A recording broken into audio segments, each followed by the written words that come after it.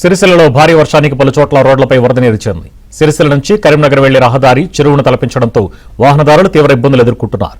సంజీవయ్య నగర్ కమాన్ వద్ద వరద నీరు రావడంతో అటువైపు వెళ్లకుండా పోలీసులు ముందు జాగ్రత్త చర్యలు తీసుకున్నారు.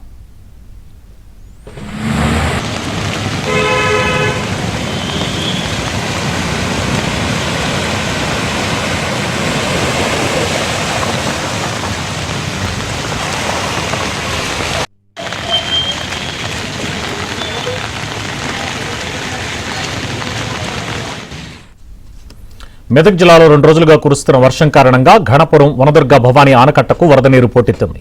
మంజీరా నది పరివాహక ప్రాంతాలు జలకళను సంతరించుకున్నాయి. ఎగువ ప్రాంతాల నుంచి వస్తున్న ఇన్ఫ్లోతో ఘనపురం ఆనకట్ట పొంగిపొర్లుతోంది. దిగువ ప్రాంతాల ప్రజలు అప్రమత్తంగా ఉండాలని అధికారులు సూచిస్తున్నారు.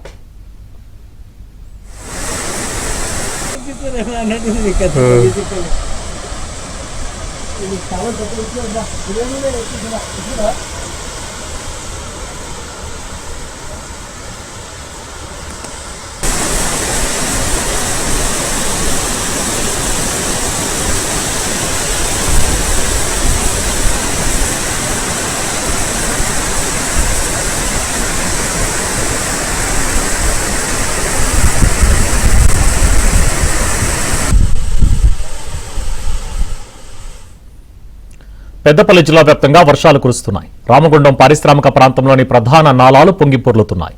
వరద నీరు రోడ్లపైకి చేరి పలు ప్రాంతాలు జలమయంగా మారాయి. భారీ వర్షాల కారణంగా ప్రజలు అప్రమత్తంగా ఉండాలని అధికారులు సూచించారు.